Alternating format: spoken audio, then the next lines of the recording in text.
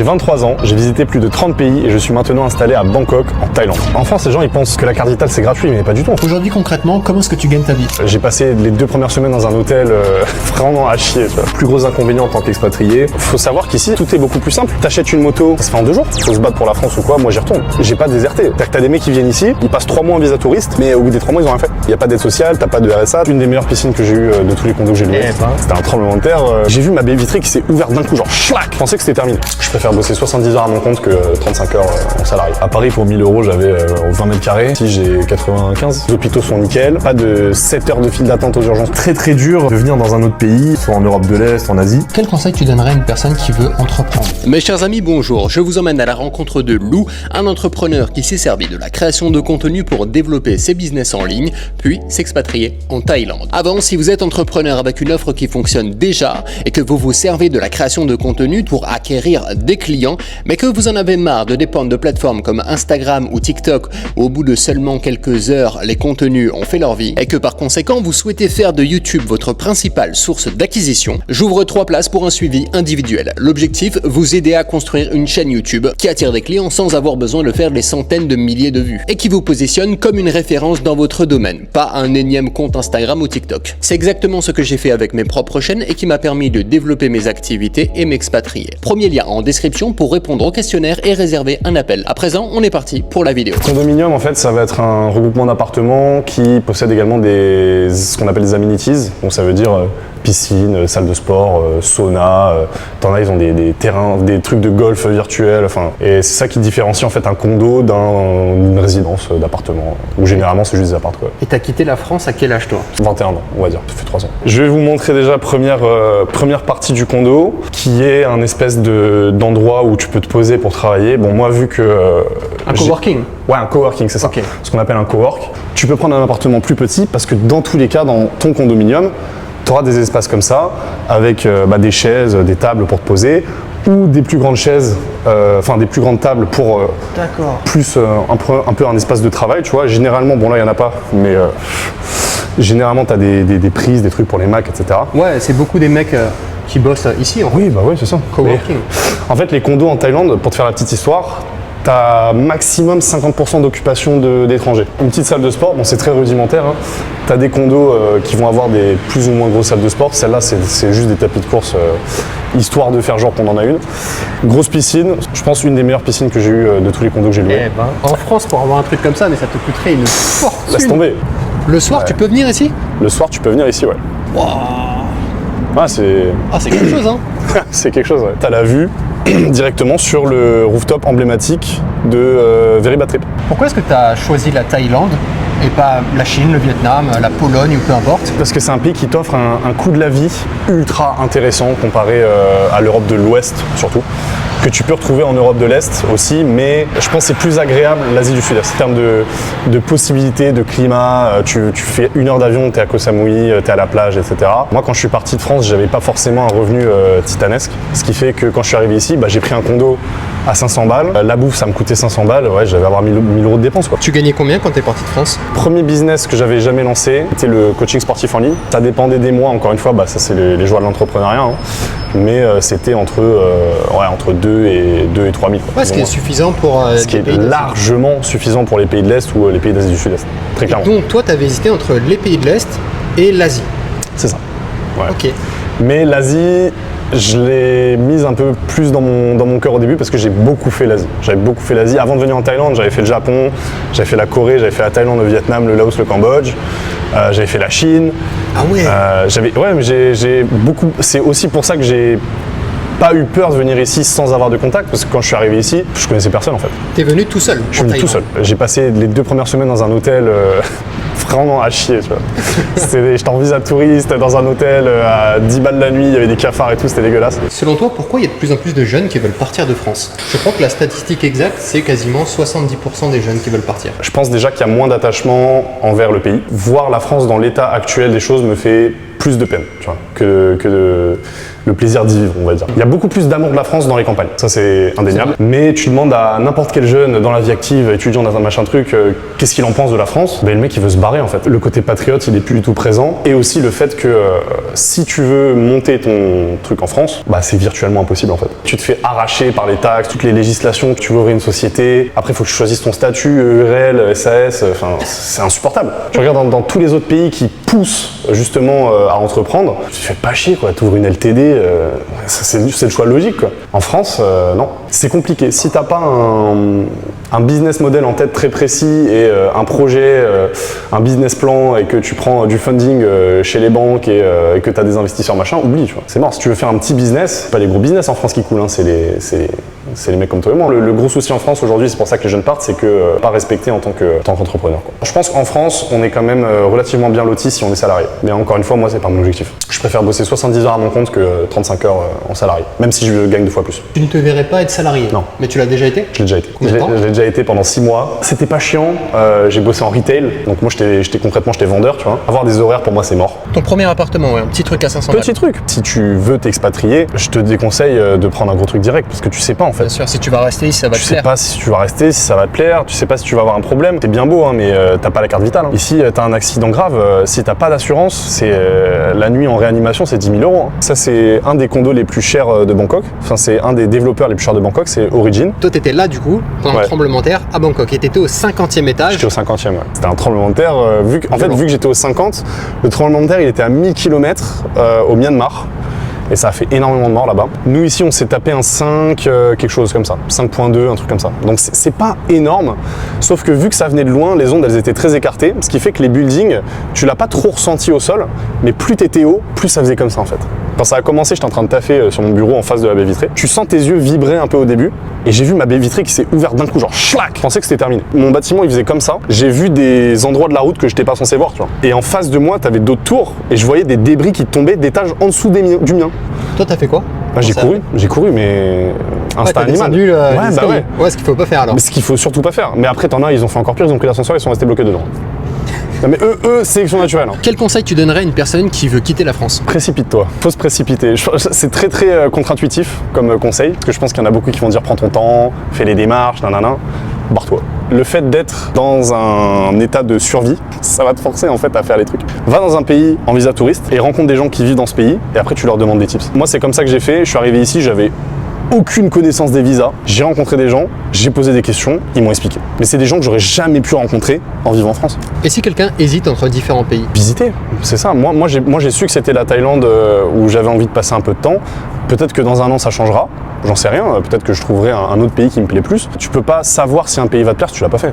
C'est pas parce que tu as vu des vidéos sur internet, t'en as, ils vont avoir des avis biaisés. Moi j'ai un avis sur la Thaïlande qui va être différent d'un autre. Pour toi, c'est un pays dans lequel il vaut mieux venir en tant que salarié ou entrepreneur? Entrepreneur, 100%.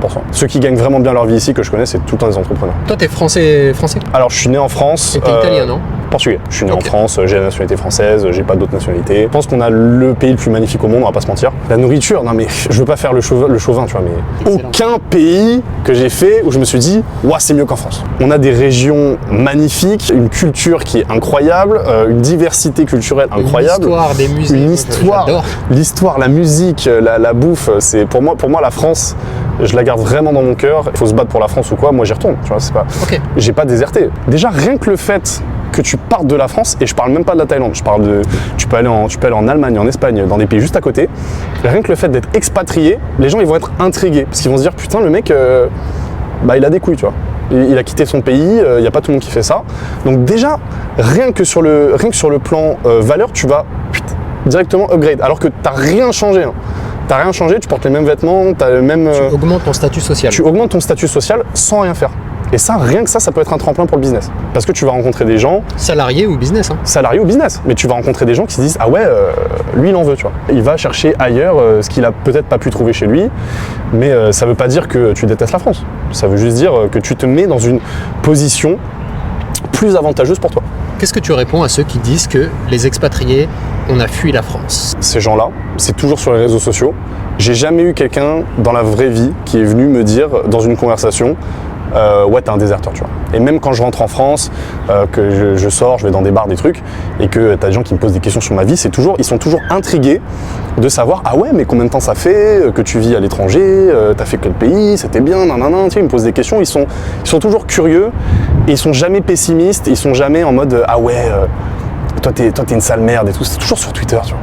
C'est toujours les mecs derrière leur clavier, en train de manger des chips, ils sont en mode, ah ouais, non mais lui, c'est trop un traître et tout. Enfin, Le fait que tu partes de France, comment tes proches ils l'ont vécu? pas forcément les parents, voilà quoi, c'est leur enfant qui part, Ils voilà. doivent s'inquiéter pour toi, non?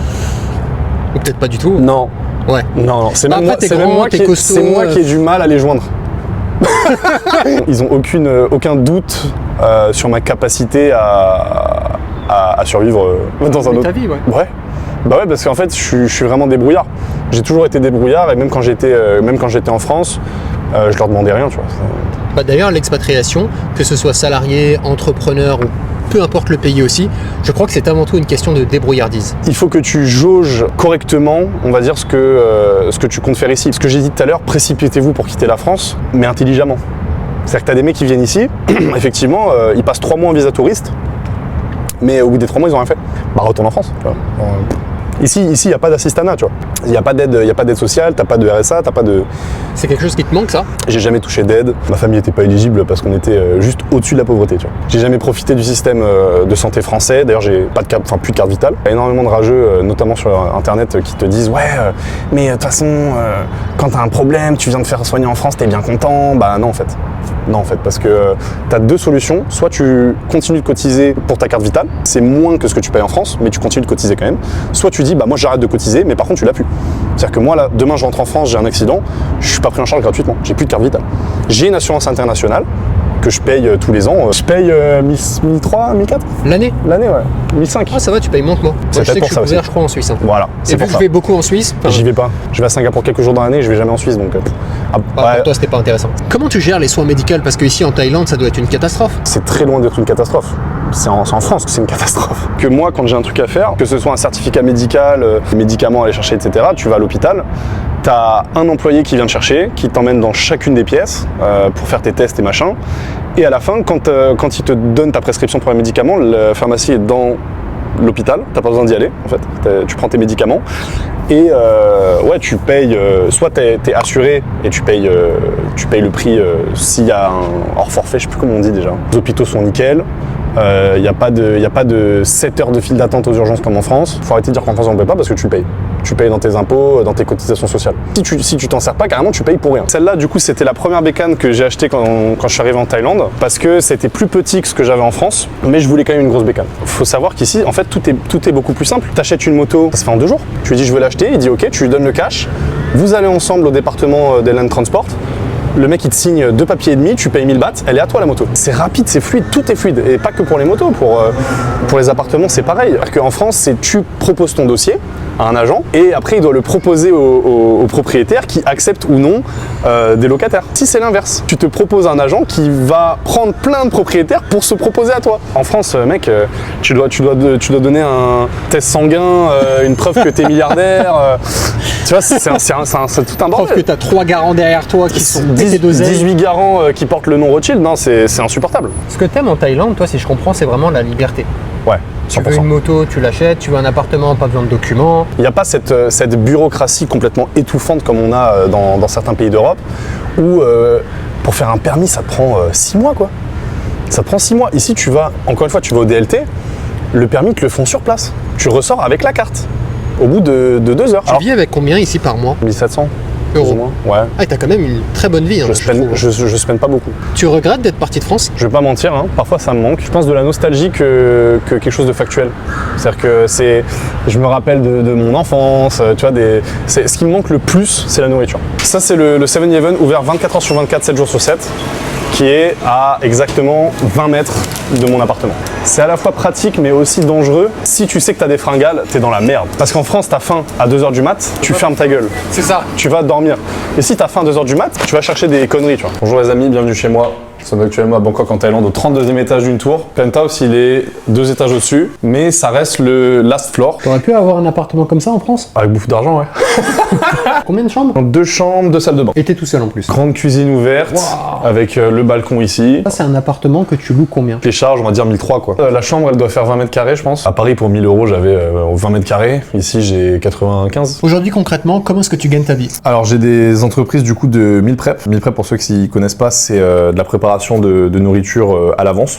Donc en fait, on livre les repas. Je suis assez calé sur le sujet et ça rejoint aussi le business que j'ai fait au tout début en m'expatriant. Ouais. Toi, t'es vraiment dans l'univers du sport. C'est Même ça. ce que tu fais aujourd'hui avec la food, c'est-à-dire que moi, si j'ai envie d'un repas du midi et du soir qui est fait et qui m'est livré, toi, c'est ce que tu es en mesure de faire avec ton activité. C'est exactement ce qu'on fait. En fait, on calcule tes besoins avec tes macros exacts et de semaine en semaine, on adapte. Qu'est-ce qui a fait que tu t'es lancé dans ce business-là? Vu qu'on part de la France, qui est pour moi le meilleur pays au monde pour la cuisine, très très dur de venir dans un autre pays, que ce soit en Europe de l'Est, en Asie, et de s'alimenter comme à la maison, quoi, sans cuisiner. Parce qu'il y en a beaucoup qui ne veulent plus cuisiner, en fait. Est-ce que tu te sens seul ici? Quand t'es expat, déjà, concrètement, t'es immigré, quoi. Tu vis dans un pays où les gens, ça dépend où tu vis, si tu viens en Asie du Sud-Est, si tu viens aux États-Unis ou en Europe de l'Est, t'auras des gens qui te ressemblent un peu plus, mais là, moi je sors dans la rue aujourd'hui, c'est des tailles. Ah, c'est sûr que t'as Donc, rien à voir avec ça. C'est très dépaysant et c'est pas un peuple qui nous ressemble dans leur culture, dans leurs habitudes, dans leur façon de s'exprimer, etc. Tu restes majoritairement avec des Français? Peut-être 20% du temps je suis avec des Français, le reste c'est avec des étrangers, mais d'autres étrangers. La plupart de mes potes taille, c'est des motards. C'est parce que je vais rouler avec eux en moto. Ouais, donc un conseil qui est intéressant en fait pour ceux qui veulent s'expatrier quel que soit le pays, c'est ayez des centres d'intérêt qui peuvent fédérer ouais. les gens du pays. T'as connu beaucoup de gens qui sont repartis? Non. Ouais, la Enfin, plupart- ceux qui sont repartis, c'est ceux qui ont perdu leur job ou leur Ouais, thune, c'est plus financier que c'est financier, moral, on va ouais. dire. Ah, ta famille doit quand même te manquer, parce Ma que famille me 15 manque. heures d'avion. Ouais, ma famille me manque quand même beaucoup. C'est-à-dire que même si demain j'ai un accident ou quoi, Faut qu'ils viennent, quoi, une galère. tombé. Ou alors toi, faut que t'ailles là-bas, enfin c'est pas évident. c'est ça, c'est chaud quand même. Alors que les pays de l'Est, C'est juste à côté. bah, c'est juste à côté, tu vois, en 2 heures d'avion, c'est réglé, merci, au ça, revoir. c'est C'est pour ça. ça que j'aime bien les pays de l'Est. Enlevez la TVA dans les pays de l'Est. Moi, je vote pour que la Pologne se situe en Asie du Sud-Est.